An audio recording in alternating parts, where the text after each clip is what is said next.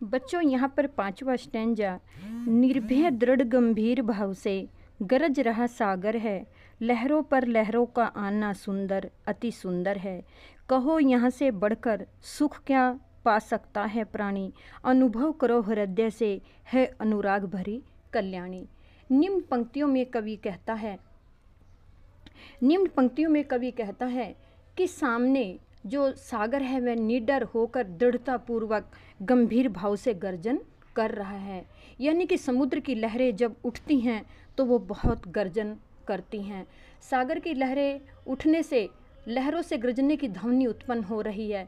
सागर में एक के बाद एक लहर जो उठ रही है वे लहरें बहुत सुंदर प्रतीत हो रही हैं। अर्थात सागर में लहरों के उठने का सिलसिला निरंतर जारी है, जो यह दृश्य बड़ा मनोरम है।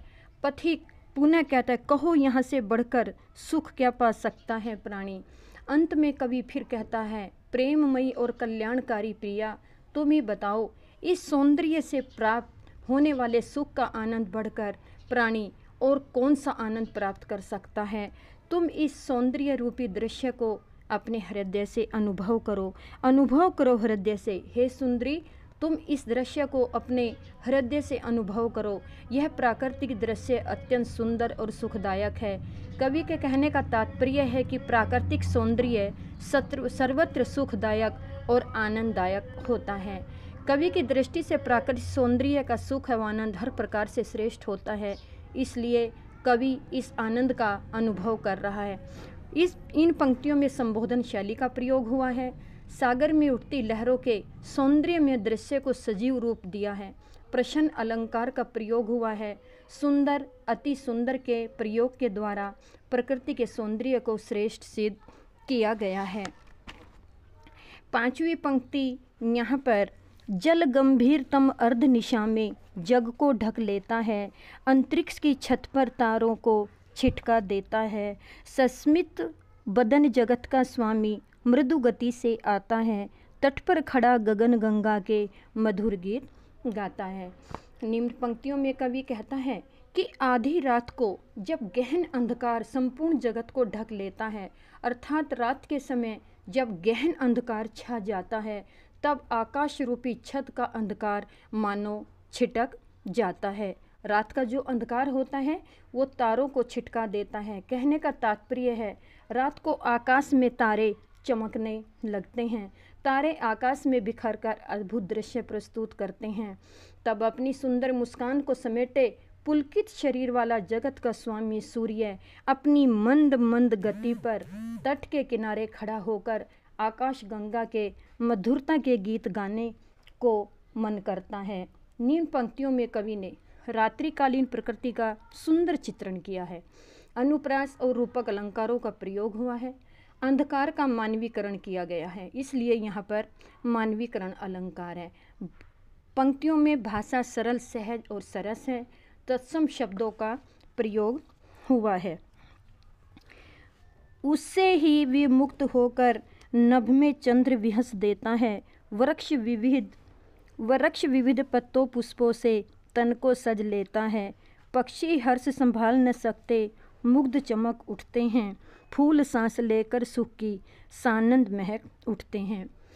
निम्न पंक्तियों में कवि कहता है कि रात्रि के पश्चात जब प्रातःकाल होता है तो सूर्य उदय होने लगता है।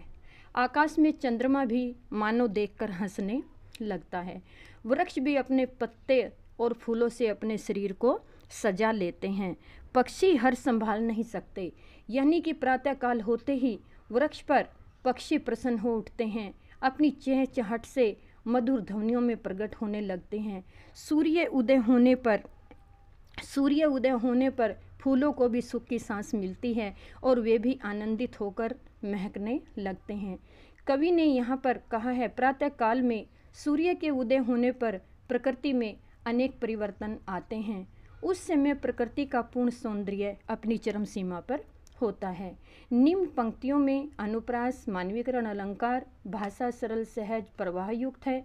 तत्सम शब्दावली का प्रयोग हुआ है और बिंब योजना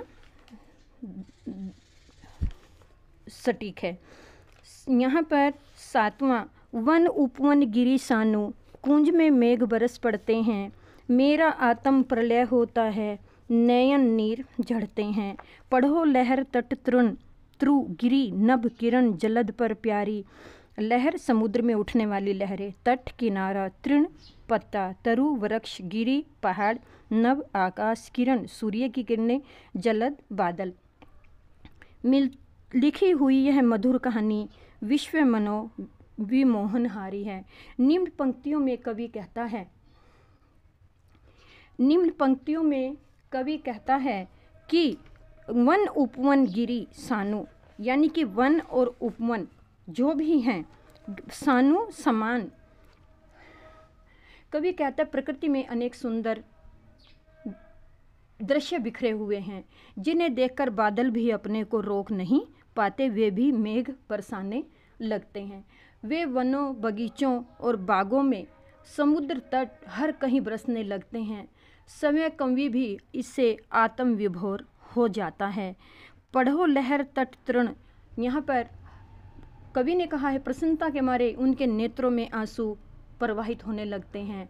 कवि कहता है प्रिय, प्रकृति में चारों ओर एक मधुर प्रेम कहानी लिखी हुई है।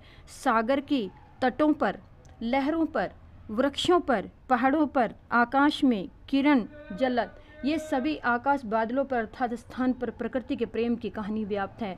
उस कहानी को पढ़ो, लिखी हुई है मधुर कहानी, उस कहानी को पढ़ो, देखो, अनुभव करो। यह प्राकृतिक छटा संपूर्ण जगत को मोहित कर रही है।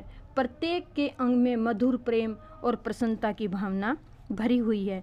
निम्न पंक्तियों में तत्सम शब्दों का प्रयोग हुआ है, भाषा सरल सहज प्रयोग हुई है और प्रकृति का मानवीकरण किया गया है। अतः यहाँ पर जो लास्ट पंक्तियाँ हैं, कैसी मधुर मनोहर उज्ज्वल है यह प्रेम कहानी, जी में है अक्षर बन जाऊं इसके बनूं विश्व की बानी। स्थिर पवित्र आनंद प्रवाहित सदा शांति सुखकर है, आह प्रेम का राज्य परम सुंदर अति सुंदर है। निम्न पंक्तियों में कवि कहता है कि कैसी मधुर मनोहर उज्ज्वल है यह प्रेम कहानी।